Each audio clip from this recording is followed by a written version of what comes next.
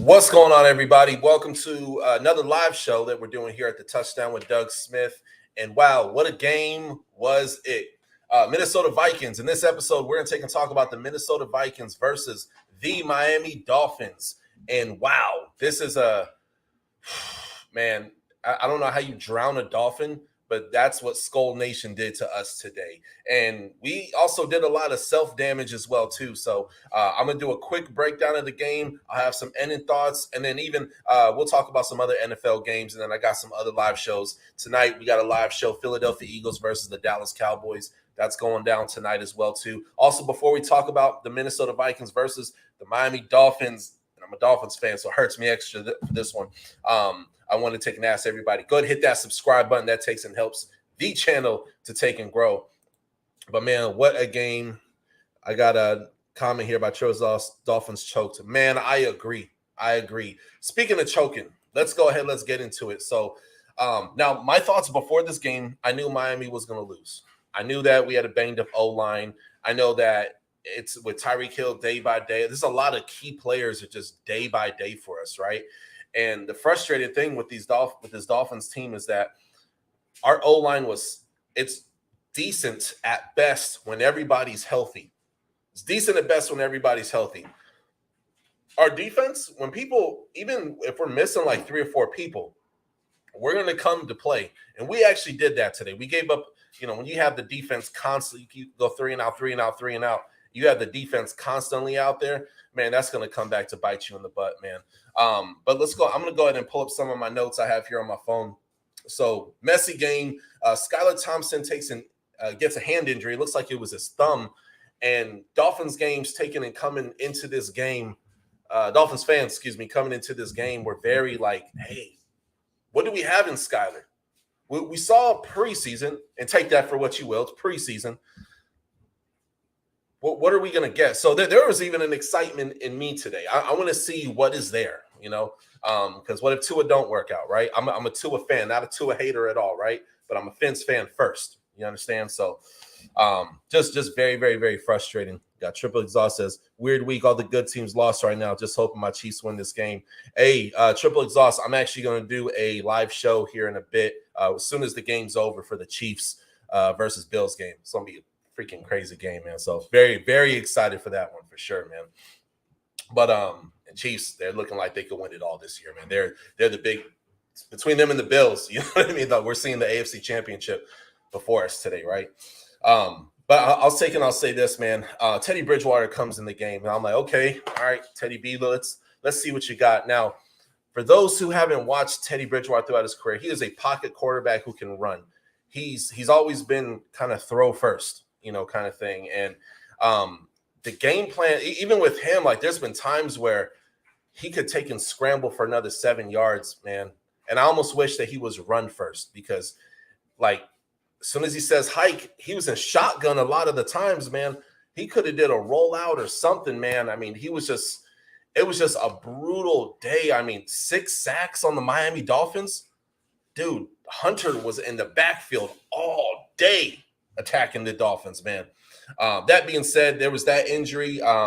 The Nick Needham injury was pretty nasty as well, too. That, to me, looked like a broken ankle. He still made the tackle on Adam Thielen, but man, what a loss that was for us, because then we get Noah Igbeneghu. Now, at this point of the game, Noah Igbeneghu he's really not in the game, but he's our last cornerback on the bench, essentially. He goes in there, and Vikings know that this dude is trash for the Dolphins, and they absolutely exposed him.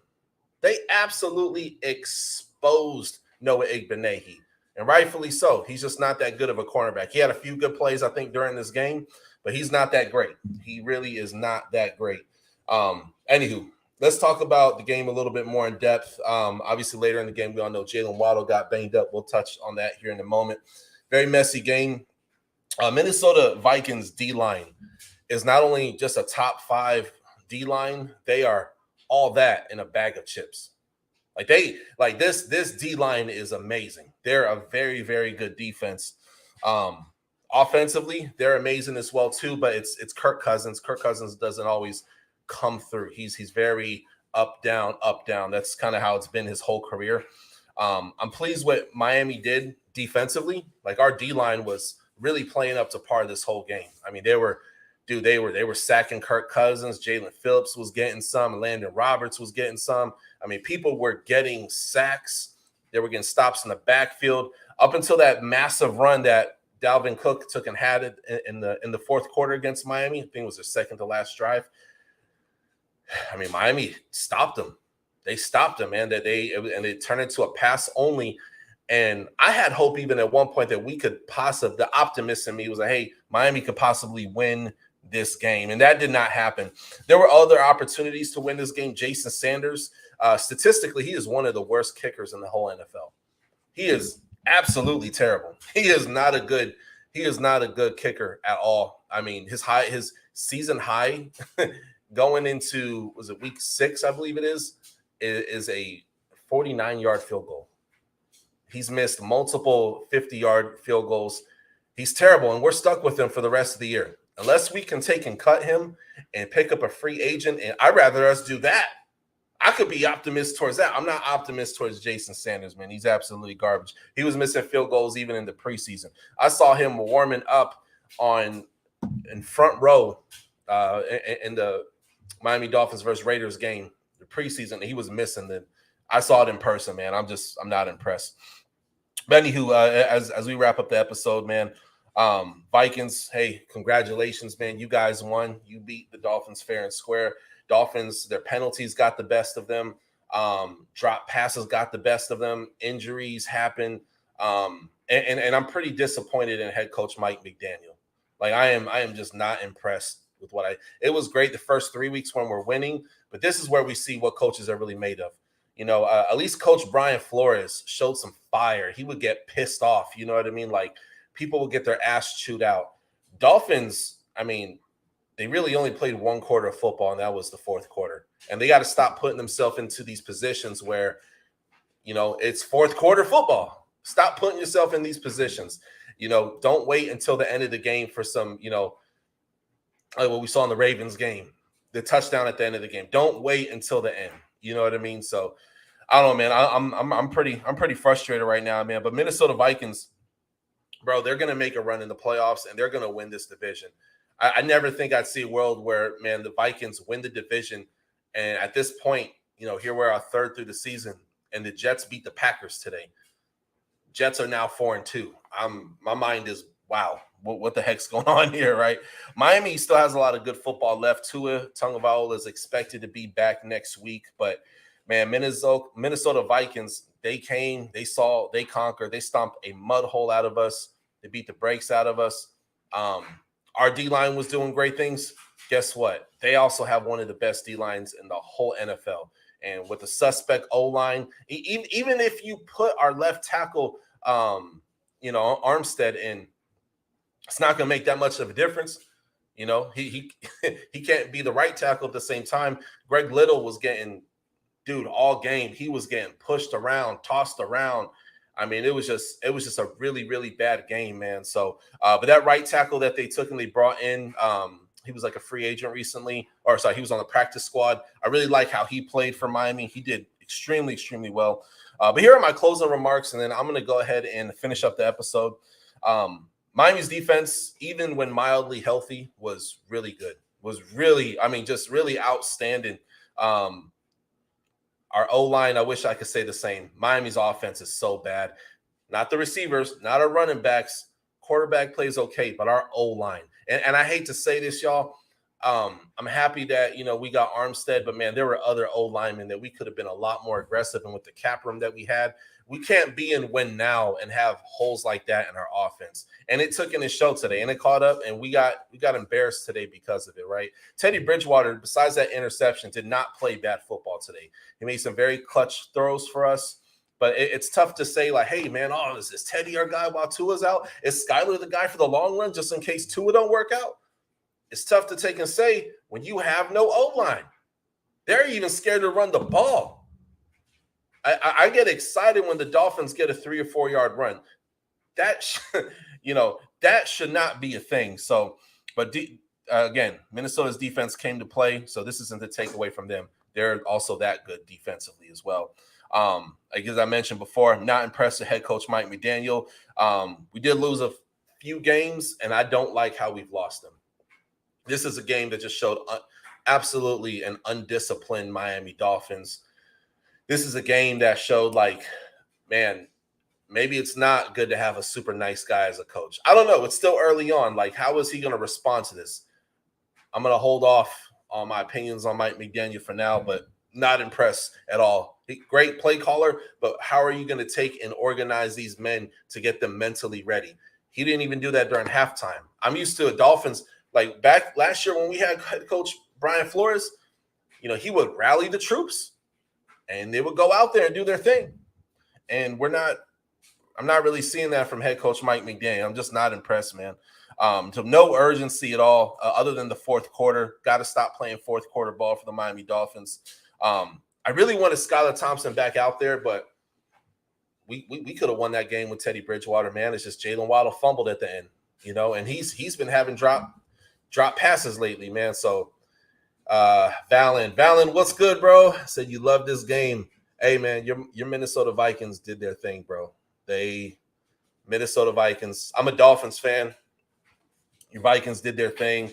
Y'all won fair and square, and y'all gonna go far, man. Valen, if you get a chance, I interviewed Brian Asamoah, who you guys drafted, and Jalen Naylor. Check out my interview section underneath the different categories for my videos are at on my channel. Check that out. I have interviewed quite a few Minnesota Vikings, so go check that out. Dolphins fan, but I do cover the whole entire NFL. Also, as well, if you're tuning in, be sure to hit that subscribe button. That helps the channel take and grow.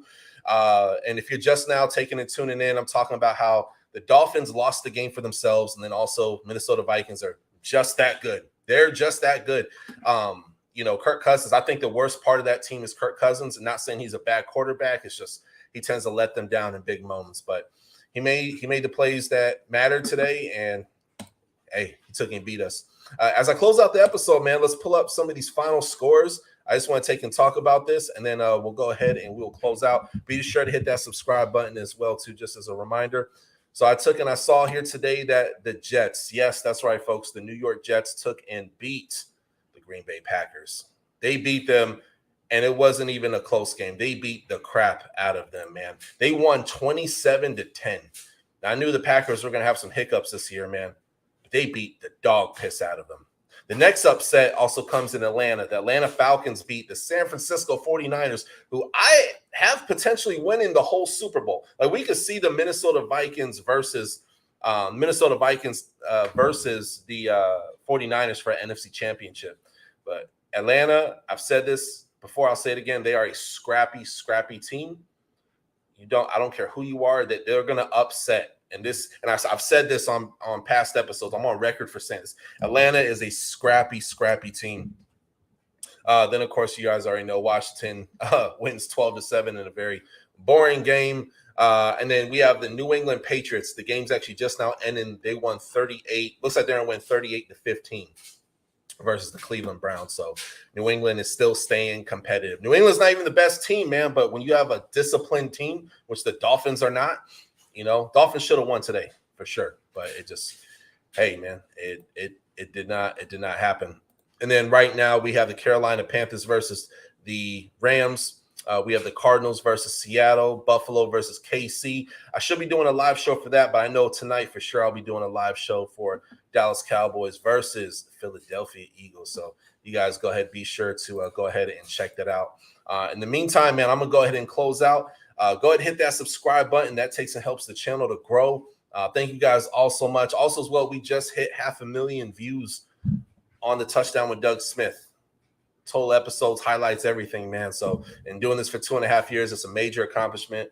Got a lot of great things going on right now, man. And also getting a new mic this week. So my audio equipment, I got some feedback recently. So I'll be getting some updated audio equipment here very, very soon. So looking forward to that. In the meantime, I'm going to go ahead and hit you guys with the dopest outro that you guys have ever heard. Have a blessed night. God bless you guys. And we'll talk more football very soon. Thanks for watching the Touchdown with Doug Smith, celebrate, that's a new move. Heisman, 2 views, catch him on YouTube. NFL coverage interviews, who lose, who win, who lose. comedy you choose, it's not about moolah. The QB's like Tua is missing in action, no L's on my shooler. Play it like Marino, it's a gamble like casino. Hungry for it, but you know we still gon' try to feed the beef. Rivalries will lead the conference, Cowboys of the Eagles. Will Belichick be a threat? Better check. Tomlin on deck, much respect to the vet. What you expect? Gotta tune in for the rest. Make sure to sub, like, check. At the best, bad boy, the sports podcast. For the threat across the north